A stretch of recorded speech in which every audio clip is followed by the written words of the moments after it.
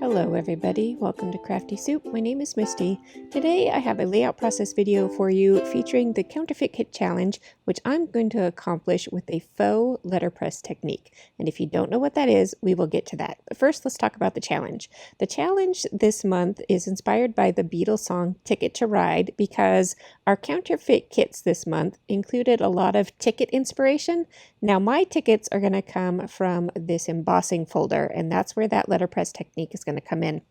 In the meantime, I am going to go ahead and start building the base of my layout, choosing a background pattern paper and supporting pattern papers to go along with it.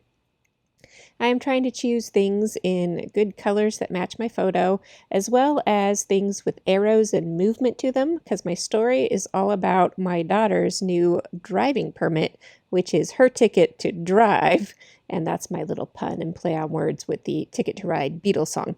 So I will incorporate that pun into my journaling, but we'll get to that much later. Here I have gone through a package of word embellishments, title embellishments actually, from Pinkfresh Studio, and I chose some title words there. At first I thought I was going to title my layout Ticket to Drive, but I just got distracted by these words from the Pinkfresh Studio embellishment packet, and so that's where I went with that. Here I am double matting my photo cluster so that I have some layers and depths and dimension to this photo cluster. I'm also placing that cluster on the intersection of these diagonal lines on my pattern paper to help along with that flow and movement. Then I turn my attention to that embossing folder, and I'm trying to choose a pattern paper that will work in coordination with embossing folder so that the pattern of the paper doesn't compete with the pattern of the folder. Stepping into real time here, I want to talk about these embossing folders. If you've ever used them before, you will know that one side has a bumpy surface that pushes the paper in, and the other side has a smooth surface with ridges that the paper pushes into. And that is how you get the texture out of an embossing folder. When we add ink to the embossing folder before we do the embossing, that creates the faux letterpress technique. But before I show all of that, I do need to pick colors, and I realized that I had cut off a blue portion of this kind of ombre notebook paper, and I decided I wanted the green portion of it since my car embellishment, which is going to be one of my focal embellishments, is a more of a tealy green color. It's important that before you get started with this technique that the sandwich for your embossing folder is worked out, and I had to remind myself of which sandwich worked best for this, and then I was ready to move on. So I have all of my materials set up and ready to go. I can start inking.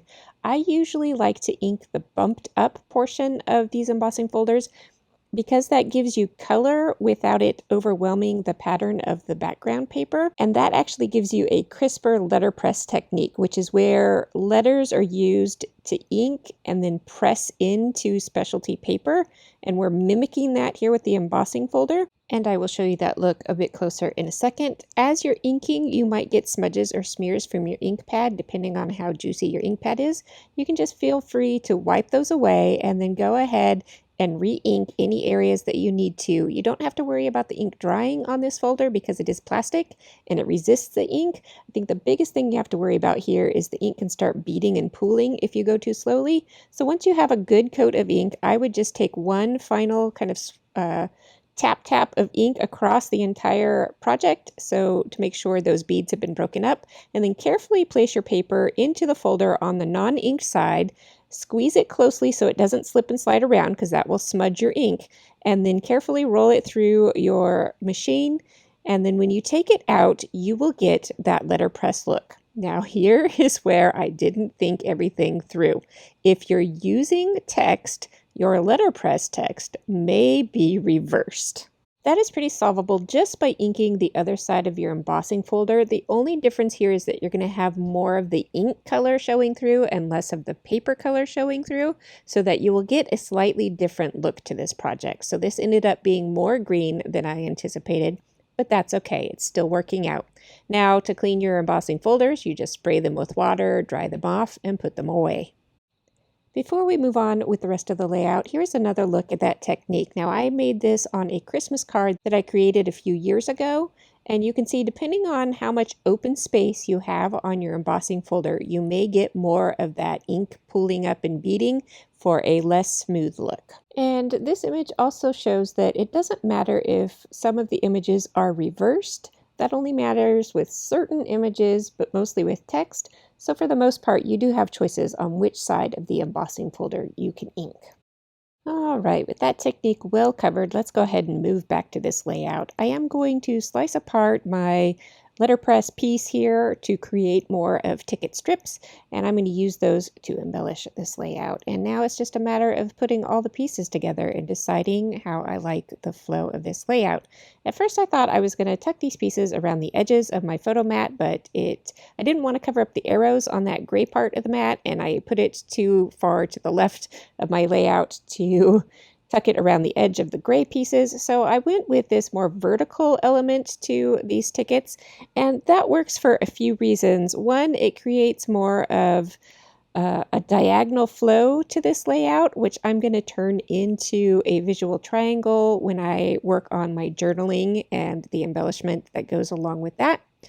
And while I'm thinking about all of those bits and pieces, I do pull out a lot of embellishments to sprinkle on this layout. Now, I often do create tighter embellishment clusters, but I'm going to keep this one pretty loose, and I'm going to keep that visual flow along this diagonal line, which is on that pattern paper background, and it's starting to get covered up, but I'm recreating that line partially with these embellishments.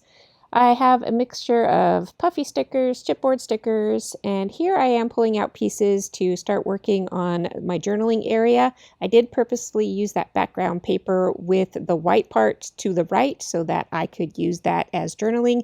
It's hard to see on film, but it does have a slight grid print to it, so that's going to help keep my journaling nice and straight, which I appreciate. I love grid patterns.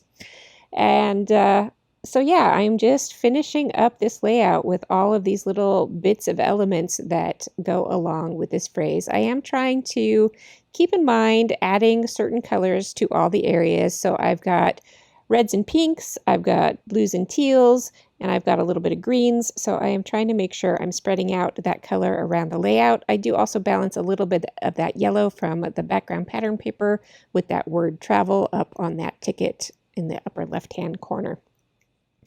So other than that, this layout is pretty much done. Oh, squirrels. As I was going through this sticker sheet, I realized there were squirrels on there, and there are so many squirrels in our neighborhood that I had to get them on this layout because it will be a thing to dodge as my daughter learns to drive. And then you saw me just change out the little flag on that car. It was taking up a little bit too much visual space to this layout, so I reduced its size and its color, and that helped with that flow a little bit better. And then I found these little scripty words to add to the pennant banner up in my journaling, and I thought that was just a really cute touch to go on there, especially since I'd doodled the string and some bows on the banner. Those words kind of flowed right in with that scriptiness. And a few enamel dots, and that does it. So we'll take a little bit of a look here before we move into the close-up photos. That wraps up another video for me. I hope I've encouraged you to either go try out that counterfeit kit challenge of using tickets, links to the blog below, or that you will give this letterpress technique a try. And if you do, leave me a comment and let me know how it goes. I will be back with you on Friday with the SCT Sampler Kit unboxing and project video that I promised you in my last video. This one had to come first though. In the meantime, if you got something useful out of this video, I would really appreciate a thumbs up. And until I see you next time, have an artful day.